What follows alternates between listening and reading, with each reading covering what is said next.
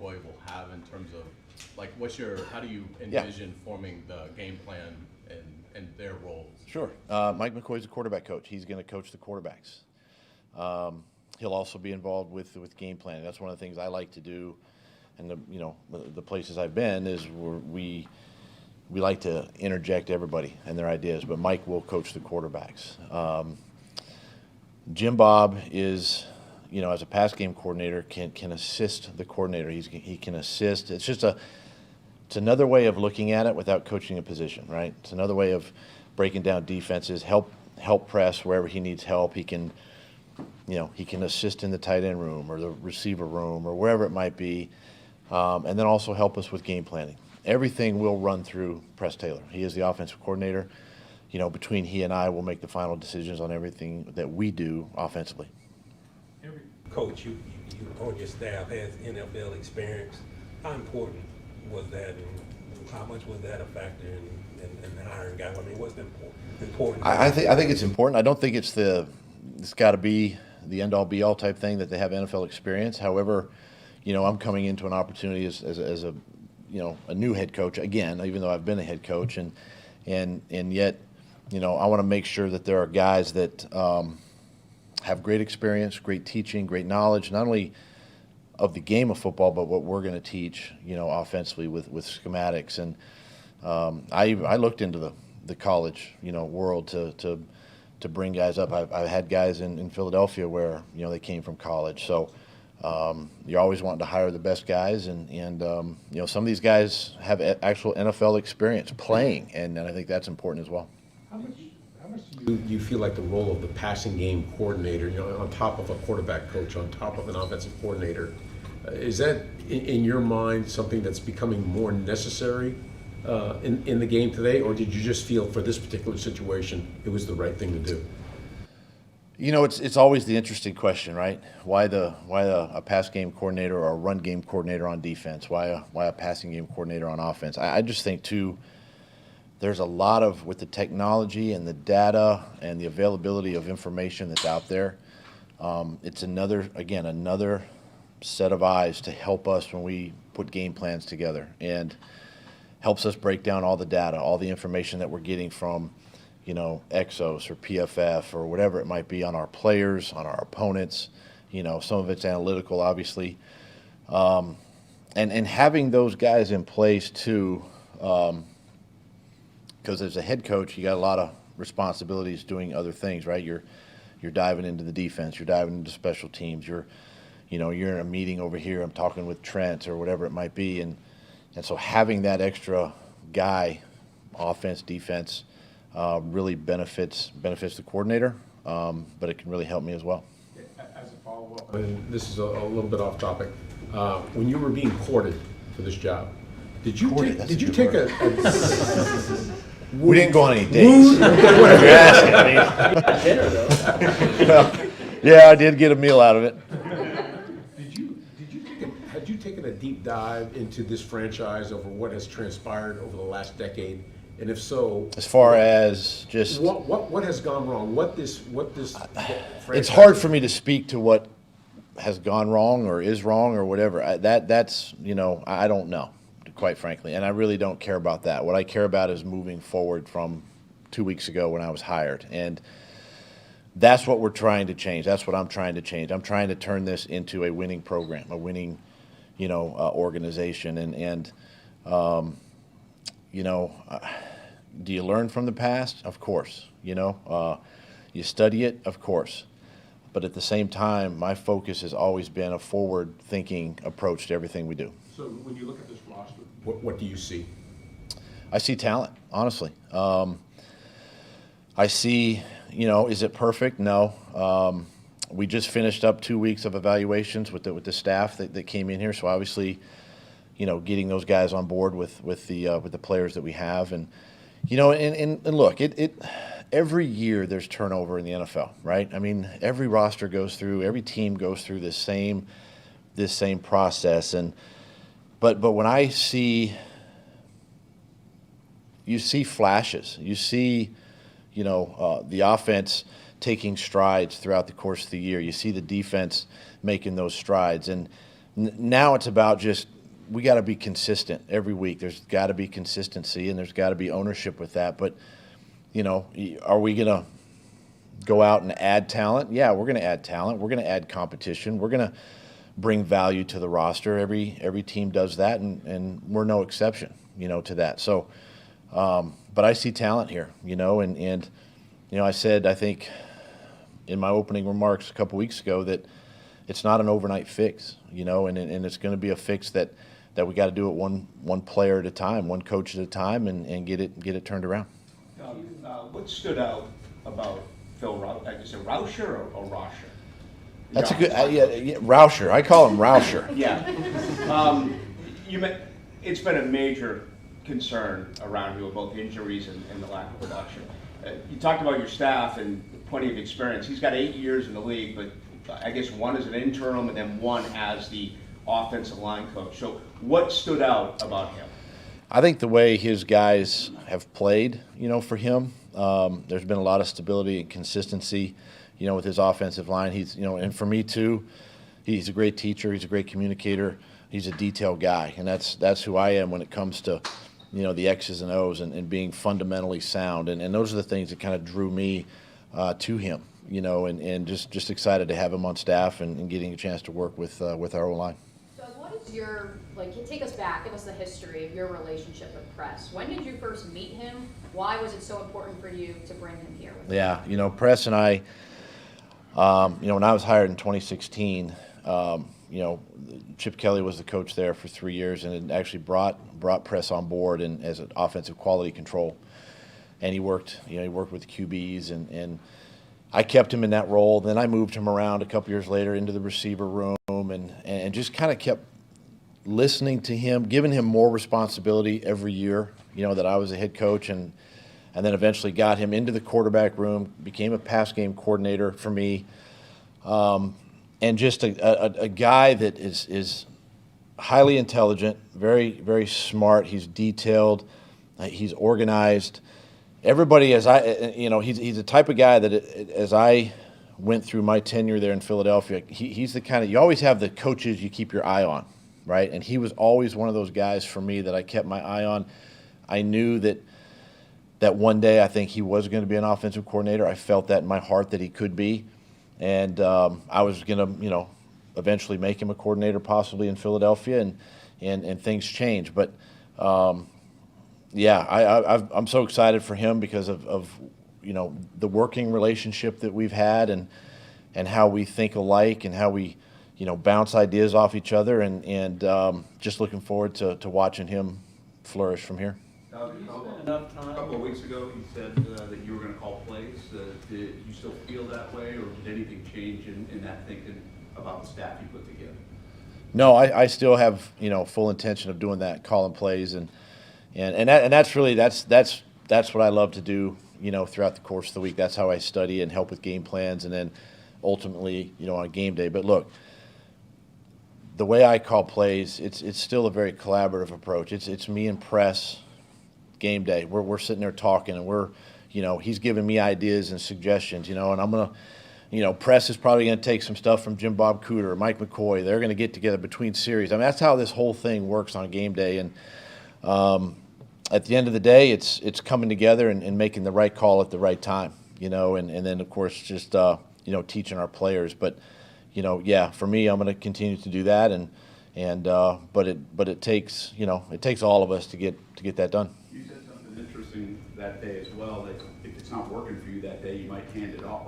Is that literally take the headset off and say, hey, you take over? I mean, has that happened to you in the past? It has. I mean, I've you don't physically take the headset off because we got the communicators and stuff that they can't switch out that fast. But I've done that. I've asked the coordinator to give me the play call, and I still have the communicator to call the play. But they're giving me the play.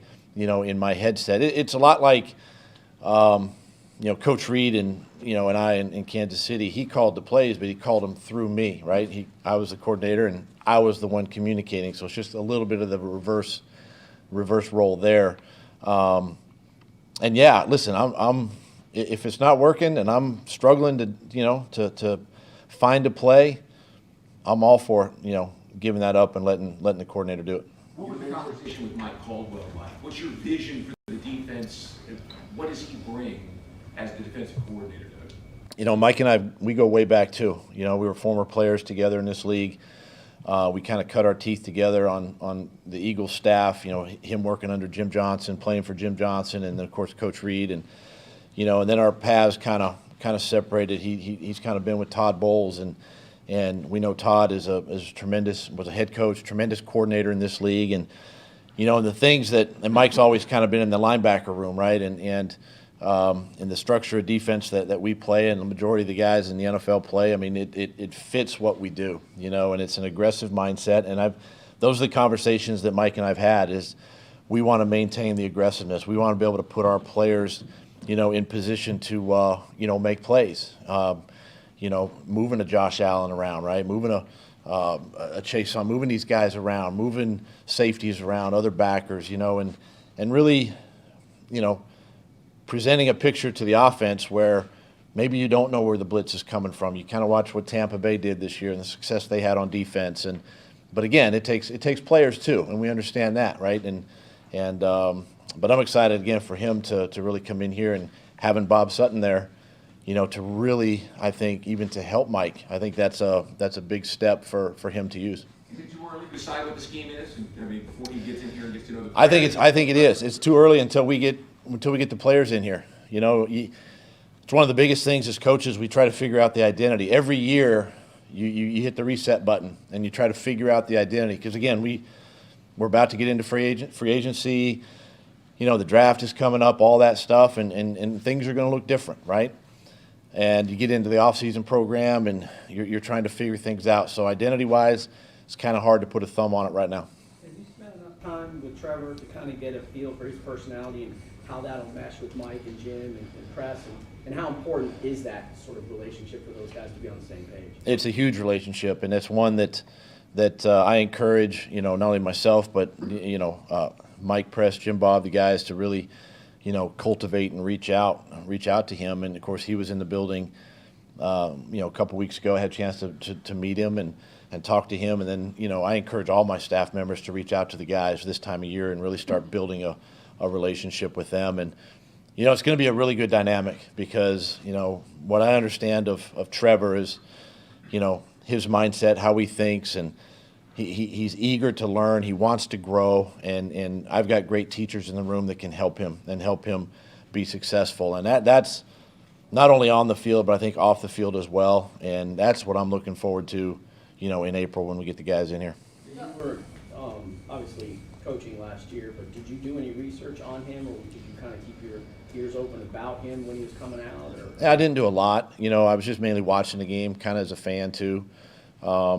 But as things got closer, you know, and you start talking to people that, you know, outside of Jacksonville who kind of know him a little bit, you kind of get into the mind and how he thinks, and a guy that kind of thinks the way we do. And, you know, that's encouraging. And then, of course, we have to think like he thinks too. You know, it's a two-way street. So I'm excited about that. Are you going to have an assistant coach? Like, is there someone who you'd say, like, you know, heaven forbid you know, were to get sick or something, like, who would be yeah. I know, we COVID. I know, really I know. So. Yes, it's, you know, now that I got the staff in place, it's something now as I begin to kind of look around the staff. I'm not going to hire another guy as far as that goes, but I will name, you know, an assistant head coach pretty quickly here as we go. But now that we got everybody in place, it really gives me time to get a feel for the guys and the direction I want to go, you know, with that position.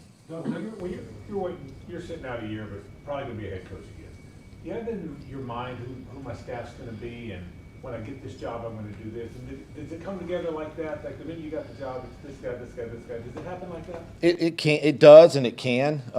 You want to have an idea, you know. You do. I started, you know, a month out before the end of the regular season, really starting to kind of put some pieces together, put some names down, formulating lists, you know, and you know, when you finally get the job, you hope that these guys are still available. You know, you still have to, you go through the proper channels and do your interviews and all that. And, you know, and for me, things, you know, especially with the coordinators, I think that's the key, for any head coach, is have the great coordinators, and that element really kind of fell in place for me with Press, Mike, and Heath, special teams coordinator, and and then after that, you kind of, especially on offense, you want to target an offensive line guy. I think that's important to have that piece, and the quarterback coach, especially in the situation that I was coming into here in Jacksonville with Trevor, and and again, you're thinking about the defensive side. Then you're thinking about the guys that were here, the staff members that were here, and if there's a fit, with one of those guys, and you just start, the pieces just and the dominoes start to fall, I guess, and and for me, it took 2 weeks, to fill out the staff, because I wanted to take my time and interview as many guys as possible for all these positions, and here we are today. What really is the value, in your opinion, of having, like you said, coaches return and just them, knowing the relationships already and knowing the players? What kind of value can they kind of bring? A lot of value, because they, like you said, they know the guys, right? They know the ins and outs of the building. They know they know the strength staff. They know the equipment guys. They know everything, and it's valuable. Plus, they know the team and the players. So that's why for me, I think you have to start there, with the staff and see if there's a fit. But again, it's the one side of the business I just do not like, because you got to let good people go, and they're usually good coaches, and it disrupts families and lives and all of that. But at the same time, I want to make sure that I do surround myself with quality guys. Two more. Doug, is the strength and conditioning staff remaining intact, or is that still a work in progress? It's kind of a work in progress right now. We're gonna take a look at that department. Obviously, we want the best for the players, moving forward. So, we're going to take a look at that in the next few weeks. And then, have you had any input at all in the EVP search, or any? Do you have any communication with Shad on how that search is? Yeah, and quite frankly, I think those questions can really go to him at this time. But I do want to be a part of that process. Doug, when you were Philadelphia, Carson made this, as well as he played as a rookie, he made this pretty dramatic improvement to his second year. What goes into that process, and how much of it is the coaches and the players getting together, self-scouting, whatever, but what went into that process, and do you see that for Trevor? Well, it's a little different because, first of all, in Philly, I retained the entire staff. So going into year 2, we had I had the same coordinator, same quarterback coach, myself, the whole thing. A little different here because after Trevor's first year, things got disrupted, new head coach, new offense, everything. But the one thing that is consistent, I think, is the growth that Carson made in year 2, and the growth that we anticipate and hope that Trevor can make in year 2, and that just comes from him communicating to us communicating to him. Starting in OTAs when we get the guys in here and get on the grass and really start working the fundamentals, and that's where you start seeing I think the growth in young quarterbacks in that second year, into year 3, and it'll be on Trevor a little bit to come in, learn some new terminology, right? Pick up some new ideas, things of that nature, but we're hopeful that in year 2 he'll make some good strides. Thank you. Thanks, Doug. Thanks, guys. Right in. Appreciate it.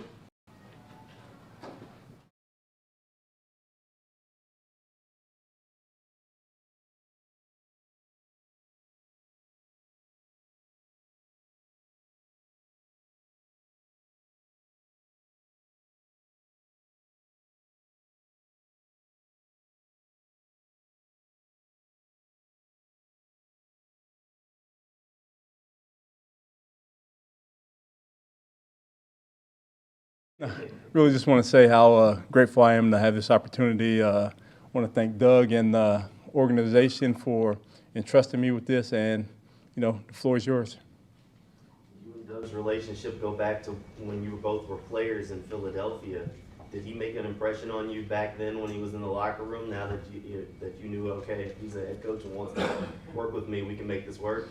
Well, anytime you're dealing with a quarterback, they're going to make an impression on you. So he was the guy, and we're going through that transition period, and he did a great job. And you could see, the knowledge as a player, and it just transitioned to him being a coach. you work with a lot of great coaches, including Todd Bowles recently in New York as well as Tampa.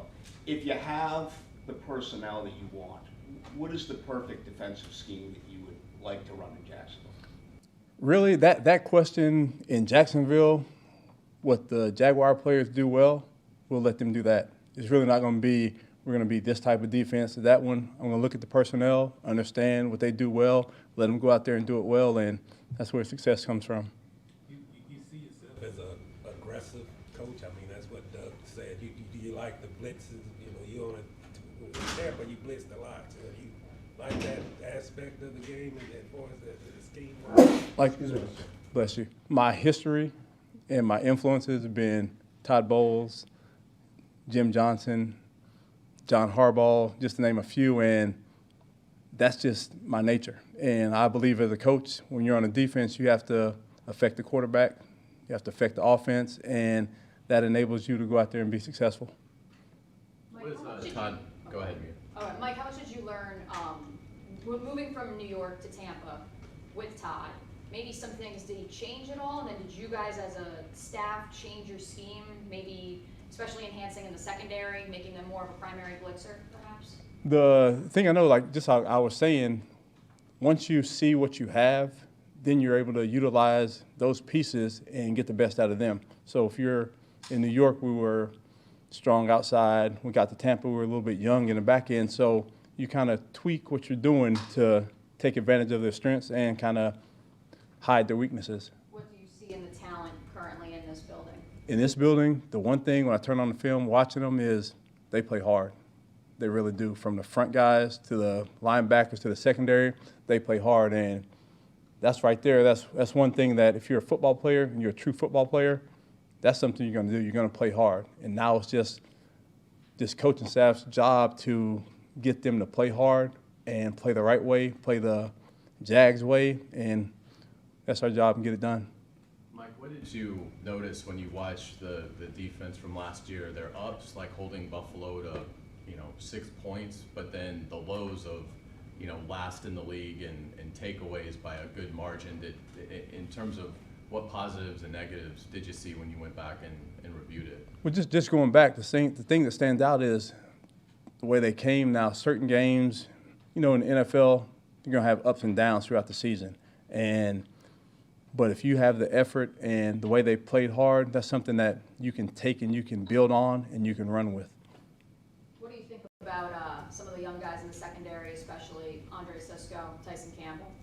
I think there's a good mix back there with Shaq Griffin. There's guys that have played. You have young guys with talent, and I think there's an opportunity for a lot of growth back there with the veteran guys being able to grow, learn this system, and keep honing their skills and teach the young guys how to do it. And when you do that and you build that accountability in a room, then that's when the defense takes off. Mike, given your past and what you just came from in Tampa with the linebacker play, how excited should Miles Jack be that you're on the staff, and how excited are you about Miles Jack? I'm excited. I spoke with him yesterday, and it was on the phone, so I could see it through the phone.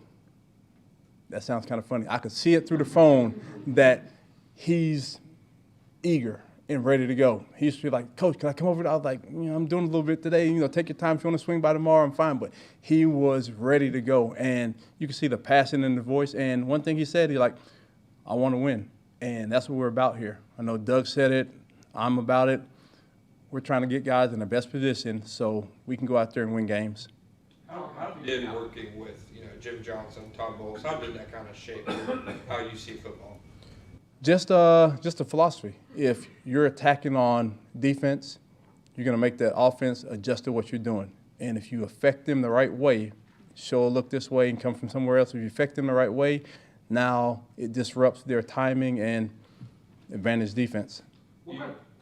You feel like just seeing firsthand, Todd Bowles coordinating defenses for as long as he has, do you feel like you've been able to really see a lot of the insight that's required to be a defense coordinator?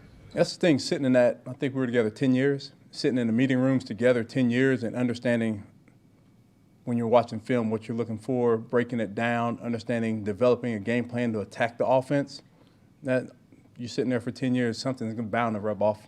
How long will it take you to figure out what's here? I mean, and how much can you get done from the tape, and how much will you need minicamp and OTAs to really hone in on how you're going to play defense with these guys? Now, that's going to be important. When you look at it on tape, their technique last year was going to be different than what we play here. So now you have to teach them your technique, get them out on the field and see, do I need to tweak my technique? Do I need to tweak this to benefit the player? Or can they do that technique? Then we can go on to something else. So mini camps, OTAs, they're going to be important because, one, the teaching aspect of it, and then finding out what players do well and let them go out there and do it. What kind of coach is Cody Grimm? Obviously, he's coming with you from Tampa to coach the safeties. Cody's a coach that, when you're in that quality control role, if guys from other positions go to you to get an answer, and when I was a linebacker coach down there, I saw that. When guys do that, that's someone that they know has knowledge, understands the game, and can relay the message. And that's what Cody does. He played in the league. He understands that, if we draw it up on a board and we call it this, that player, you look in that player's eye and it doesn't click, then we have to get it to him another way, and he's able to do that. You sort of mentioned it. This staff is comprised of a lot of former NFL players. How do you think that helps you guys, sort of relate to the guys on the field and coach the team? I think it helps, but also once you're a former player, you can't say, I did it this way, I did it this way. You got to be able to understand the limitations of that player, whether it's learning or physical, and go out there and help them become the best player they can be. Now, sitting in that meeting room, understanding that, I remember when the coach told me this, that it makes sense, and understanding, being able to see in their eyes that they got it, and then once you see that, then be able to move on. But if they don't get it, then you have to come back around and get it to them. Mike, what you said a minute ago that you made a good point. If they don't get it, you have to say it a different way. You're going to be, for a lot of these guys, the third coordinator in 3 years. How important is that, making sure they understand, they play fast, right? So they don't get caught up in, am I supposed to be here and there? Is that harder when the guys have had a lot of coordinators? It is, but again, when you're coaching, like, different terminology is key. So now you go there, if you teach a terminology in a way they can understand it and it means something to them, then you can put 2 and 2 together. That's what, as coaches, that's what you hear. We're teachers. We have to teach them the system where they can understand it, not make it so difficult that you're running all over the place. Make it simple where they can understand it, they can maximize their talent to get the job done. From what you've seen on tape, the lack of turnovers for this defense last year, sometimes turnovers are a little bit of luck. Sometimes they're a little bit of just not being aggressive enough. What do you see when you see a defense that just, for whatever reason, has such a dearth of turnovers like this team had last year? That's the thing. Turnovers, it's such an important part of the game. Every defense is going to work it, but you have to work it a certain way. You work it, and you have to stress getting the ball out, stress the different types of coverages you're going to play. And again, it goes back to attacking, affecting the quarterback. So when you affect the quarterback and speed his process up, that enables you to get a chance to break on the ball here and get a pick, or break on the ball, knock it down, or get a ball tipped up in the air and being able to get a turnover that way.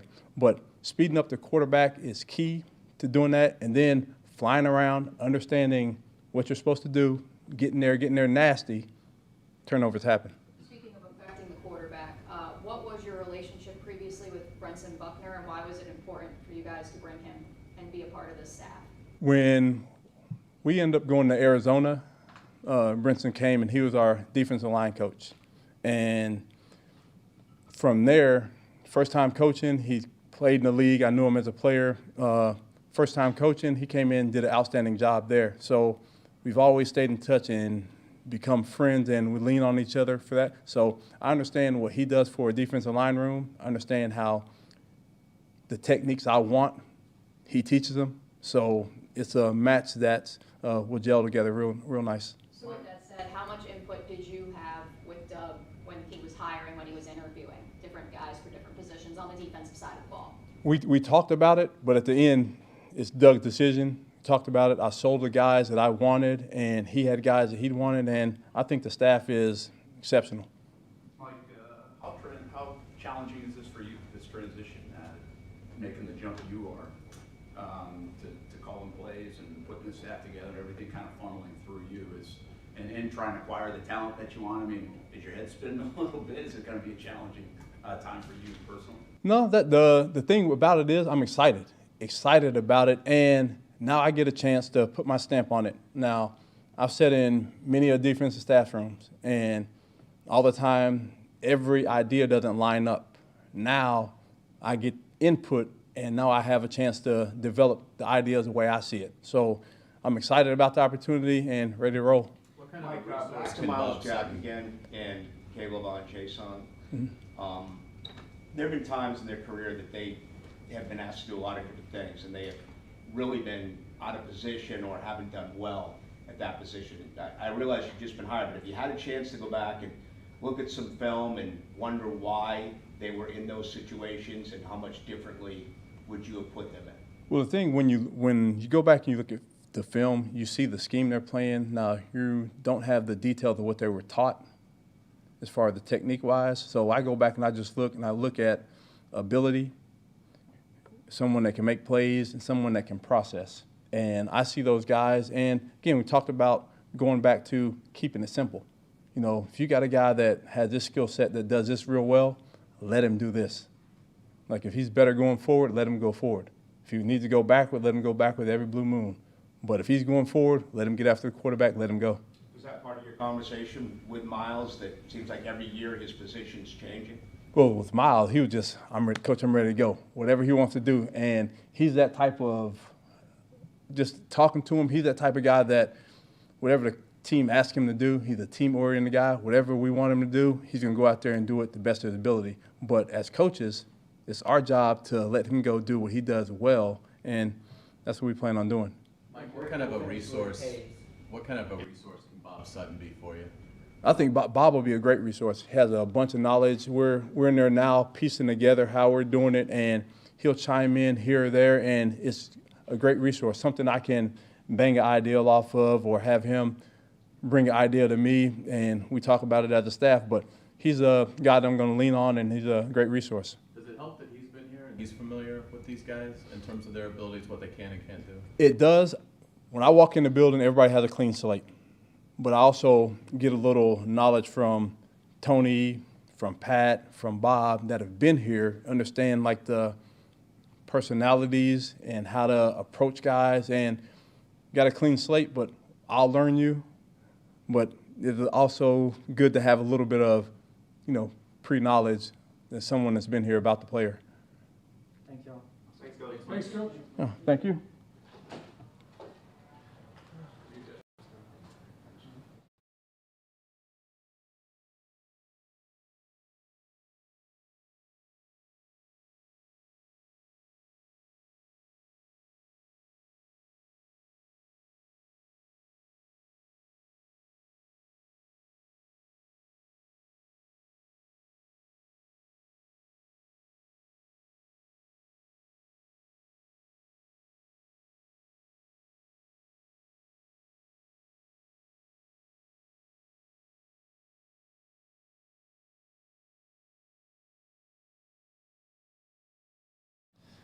What can you tell us about Trevor Lawrence and your expectations of getting a chance to coordinate an offense that he's leading? I'm very excited about the opportunity to work with Trevor. All of us are. That was kind of the one thing that when you mentioned there's an opportunity here with the Jaguars, everybody talks about Trevor Lawrence, the character he has. I was, whether fortunate or unfortunate, I was on the opposite sideline the last game of the year with the chance to get to the playoffs, and Trevor comes out. He's like 20 of 25 in the very first half, 9 of 11 on third down. It kind of lit us up and kept us out of the playoffs. So I definitely remember that. At the time, had a bad taste in my mouth, but now on this side of it, I'm like, that was very encouraging, very exciting to see. And then off the chart, I was telling somebody earlier, being in the division, a lot of the stuff I do, I would just do during the week. I would watch a lot of press conferences from the other team. So I had the opportunity to watch him specifically. I remember when you guys gave him the Good Guy Award for the season. So that was when I was watching and stuff, and the way he handled adversity, success, ownership of certain things, that was very impressive to me. So everything I've heard, that kind of aligned with, I guess, my opinion of him from watching him from afar. So. Yes. Where do you see Travis at the end role? As a receiver, running back, both?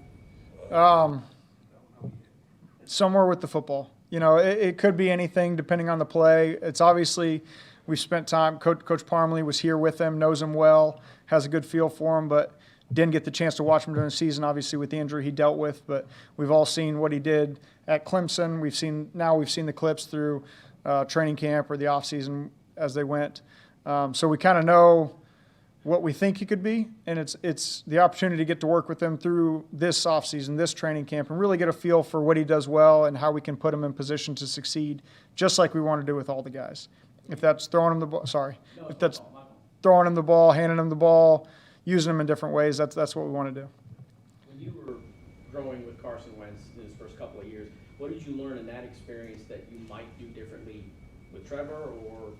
Yeah, it's hard to say I do this or that differently. I think it's catered to the person, their personality, how you can reach them best. I think as coaches, that's our job, to find the way to reach that individual best and put him in position to maximize his abilities. All these guys are really talented or they wouldn't be at this level, and it's on us to build their confidence to the opportunity where they can go out and succeed at whatever we ask them to do. But at the same time, we should be finding what it is they do well, and those are the things we're asking them to do at a high level. So that's kind of the art of coaching, I guess I'd say, of where you reach everybody a little differently. Doug talks about how you guys think similarly and see things the same through kind of a same lens. Does that mean how to attack a defense, how to coach a quarterback, all of the above? Speak to that. Yeah, I'd say from, I guess a general answer would be all the above. You know, we've had a lot of conversations over 5 years. We've sat in a lot of rooms, speaking the same language in terms of our terminology offensively, and grew comfortable with how we like to attack things, or how we like to respond to things, or what we call things. That's kind of one of the things we've spent a lot of time as an offensive staff, just in the week we've been together, of trying to get on the same page terminology-wise. That's a big thing. We all know what we're trying to say on a certain thing, but I called it this, Mike McCoy called it that, Jim Bob called it that, and okay, but what do we want to call it? And at the same time, in the back of our minds, we'll ask the guys that are in there, what does Trevor know it as? What do our guys know it as? And how can we combine that to be able to hit the ground running as fast as possible? Do you remember the first time that you can recall, if you can recall, seeing Trevor on tape and what your impression was then and what it is now that you've watched more of it? Yeah, it was probably at some point in Clemson, catching a TV game, every once in a while you're on the road and you watch a Saturday night game, and whoever that was, I don't know if I could tell you specifically what game it was that he played in, but it was evident. He had the prototypical look where he's big, tall quarterback, has the ability to move, can make every throw on the field. The hair kind of stands out. You notice that when you first turn on tape and see him. But I don't know if I could say what I thought then versus what I thought now. It kind of leapt off the tape that he was obviously very talented. So I don't know if that answers your question, but how far ahead from a maturity leadership standpoint do you think he is for somebody who's only 22 years old? Again, not knowing him personally and really just watching him from afar and kind of gathering information from people, I think he is, well ahead of what you would expect from a 22-year-old. But I mean, that kind of every single person, again, like I talked about, it's a coach finding a way to reach each person is different. The same, to say here's the expectation for a 22-year-old's maturity level, that's hard to say. So does that part excite you as a coach almost as much as his actual ability? Absolutely. That is the character is a huge aspect to the success of a lot of people. I feel like particularly the quarterback. That's just my opinion of it. There's probably been guys that are jerks that are great quarterbacks, and it is what it is. But I think it definitely goes a long way in terms of winning over a locker room, just the way you handle things. You handle life. You handle success, adversity on a football field, off a football field. I think that matters. Press, knowing that you were brought into Philly by Chip, but then Doug retained you, and Doug has clearly gone to bat to get you to this position now. What has he meant to you in your career? He's meant a lot. I've learned a lot from Doug. Over the course of, we were together for 5 years. We kept in contact last year, just throughout the process, throughout the season and all that, just because I enjoy talking football with Doug. He's a guy that I've been able to learn from a lot in terms of maybe it's his experience as a player or his experience as a coach. He was a quality control. He was a quarterback coach. He was an offensive coordinator. Now he's a head coach. So he's kind of done everything that I'd done or hoped to do. So I think it's important to learn from people that have gone before you and done these things. And if there's something he can tell me he hit his head on as a quality control that I can learn from and not hit my head on and be prepared for, I'm going to do that. So it just happened to be Doug, but it's been, I think you're kind of a combination of all the people you've worked with, all the experiences you've had, and you take that and move forward. And so Doug, we've had a lot of experiences together over the last 5 years, or 5 of the last 6 years, whatever you want to call it. So I've been able to learn a lot from him. I look up to him, and I appreciate the mentor role he's taken in my life. And knowing that you had the role you did that last year in Philly and then kind of took a different sort of role last year, did it make, not having a play calling quote unquote title, did it make distance kind of like make the heart grow fonder type deal because you were kind of more in the background again, or? I don't know. I really enjoyed my experience in Indy. Working with Frank Reich and that offensive staff and the entire staff, that was a great experience. That's a great organization. I have fond memories of my year there. Still keep in touch with a lot of those guys. So I don't know if I compared it to Philly or the role, or I didn't worry about that. It was I was excited to come to work every single day and just contribute to whatever I needed to do to help us win at the time. Russ, around here the last year or so, the buzzword for lack of speed has been a thing on the offensive side. How much do you notice that, and how much really does this team just overall need more playmakers on that side of the ball to help Trevor? Yeah, the more we can surround them with talented people, the better we feel like our chances will be. But at the same time, we're going to work with whatever we have, and we're going to identify the strengths and weaknesses of those players, put them in position to do what they do well within the scheme of what we'd like to do. So it's kind of all-encompassing. Obviously, we want everybody to be big, tall, strong, fast, can run by everybody, can catch everything. That's the ideal. But until you get everybody that looks like that or plays like that, if we could have 5 Calvin Johnsons out on the field, that'd be great. We'll take that. But until then, it's about maximizing the strengths and weaknesses of the people we have. And so we'll do our best to try to utilize that or build around that. Do you think there are a lot of different styles of players that can fit in what you guys are trying to do? I do think so. I think there's a lot of different roles. It's kind of like building a basketball team almost, where everybody contributes in a different way. There's your rebounder, there's your three-point shooter, there's your ball handler. So you can make all these different styles kind of fit together in some way, shape, or form. And again, that's the art of coaching. And as we build this thing, that's what we're going to be conscious of. Russ, your brother this week said something that I thought really related to Jacksonville. He admitted he made the mistake leaving P. Ryan in on 3rd down and 4th down. This team just went through complete total lack of accountability when mistakes were made from the top down. So how similar are you to your brother in that? And how do you see that room when things don't go as planned? Yeah, I think the number one thing you ask for somebody is accountability.